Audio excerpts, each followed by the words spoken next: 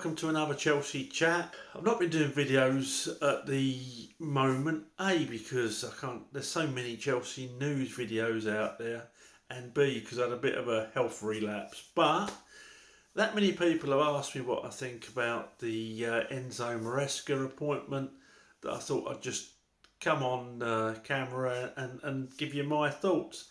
Loads of you are going to disagree with me, but I respect your opinion, so a few people wanted to hear mine, and here it is. I wasn't a lover of Poch. I'm not going to be all hypocritical and say, yes, I wanted Poch to be manager. I didn't think he'd be the one that would take us to trophies, but I thought he would be the one to develop youngsters to take us to the next level, waiting for an established manager to take us the next level, back to contention to win the English Premier League and the Champions League, etc, etc. That's the way I saw it. And I was very disappointed that most of the season we looked like we didn't have a clue last year. But maybe because of injuries, maybe. When he started playing Cucurella as an inverted midfielder, and he put Gallagher and Caicedo together in midfield after Enzo Fernandez had gone to have his operation, we looked the real deal. I would say for the Arsenal side, when I don't know what we looked, I wanted Poch sacked just for that performance. But that aside, we looked a real solid unit. We played some lovely football, probably some of the best football we've played since Eden Hazard was in the side. So I was really pleased at the way we were coming on, and I was warming to Poch. I thought to myself, you know what, next season we'll go a step further. I was thinking top four and away we go. Then, from what I'm told personally and from what I read, there was this end of season evaluation where Pochettino said that he didn't want Gallagher or Trevor Chalobah sold. Now, Trevor Chalobah, I know he has his critics, everyone has their critics out there. If Lampard, Terry and Drogba were still in the side, there'd be people out there in Twitterland, the social media asylum, who'd want them sold if they have a bad game. But if you look at the stats, the independent stats, Trevor Chalobah, not just at the end of this season, but under Thomas Tuchel, is in the top 10 defenders statistically in Europe. At the end of last season, last 10 games, he was statistically in the top 5 defenders in Europe. An elite defender.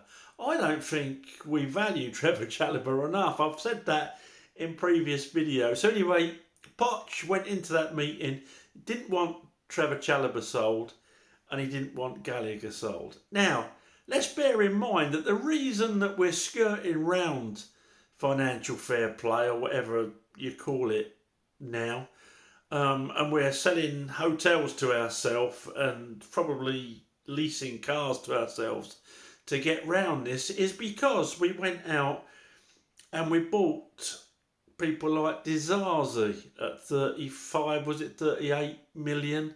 People like Badiashile. Players that aren't as good as the players that we've got there now. And that's down to the sporting directors. What's the guy's name who was at Monaco? He's brought them in. They can't hack it. Maybe Badiashile might come good, but Dizazi is an absolute disaster as a defender. Yes, I love his attitude. Yes, I love him jumping in the crowd and being one of us. But what I don't like is the way he gives the ball away easily, the way he's got a total lack of awareness and everything on that pitch. Now, Pochettino had been given Dizazi and Badiashile. Obviously, we've got the injuries to people like Fofana. And we had injuries to James and Colwell, but he's gone in there and told them what he thinks. And they've sort of basically said, well, And they basically answered him, well, they're going to be sold because we need the pure profit. Now, you get conflicting reports coming out of the club saying, oh, yeah, we don't need to sell, we don't need to do this, we don't need to do that. Most financial experts are saying, yes, they do need to sell. I know we've got Hall, we've got Maatson. Mason Mount's money comes onto this season and not last season, which I didn't realise. Brozier's going to go.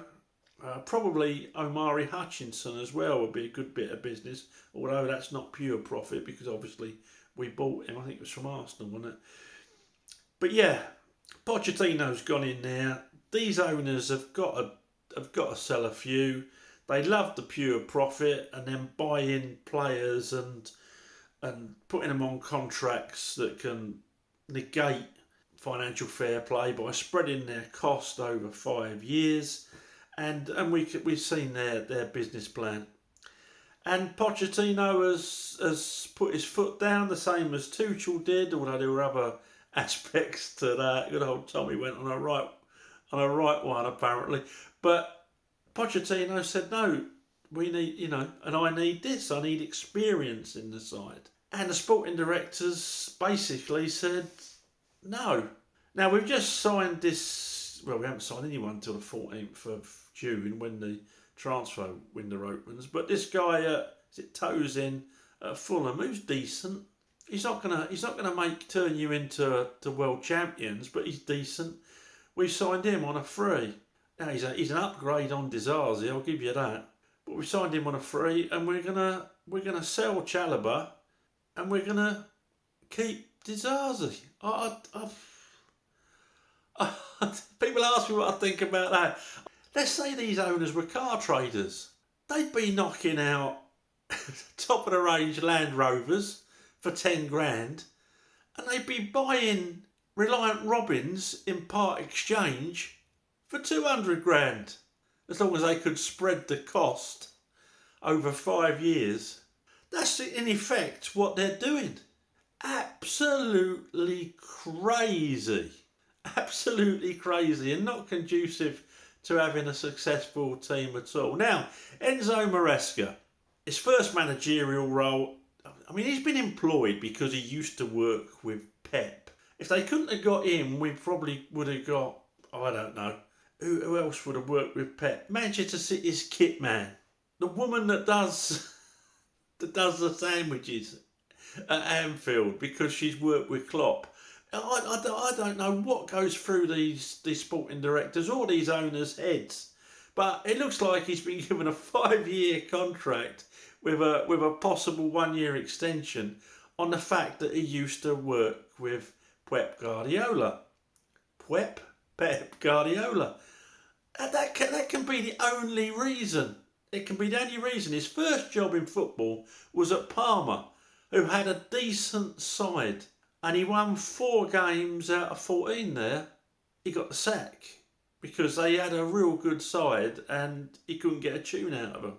But it was his first job, so we'll go. And he obviously done a good job at Leicester. He took the best quality squad, the most highly paid squad in the Championship, and he got them promoted. They started off like a train. Teams sort of found them out. They struggled over the line and had a late burst. But I phoned 2 of my mates up. One goes pretty often. He used to be a season ticket holder. And the other one's still a season ticket holder. And he said, I'll be honest with you, Glenn, you're welcome to him. And I said, why? He goes, football's boring. Side to side, side to side, side to side. He goes, I think you bore teams to death. And I'm thinking to myself, how's that gonna? He was telling me that he uses 2 wide wingers. Obviously, you got your centre forward who drops, and then you rely on a box to box midfielder with either 2 or 3 midfielders playing behind him, and obviously getting up to support. And I thought, where's that leave Cole Palmer? He's not a box to box player. He's not an out and out winger. I'll be interested to see where that leaves him. You've got a perfect box-to-box player in Gallagher, but it looks like he's going. 50 million, pure profit. These owners just don't care about football, do they? It's just money. So what do I think of the appointment of Maresca? I don't think I've been so apathetic to either the manager or the team or the club in 56 years now of actively supporting the club.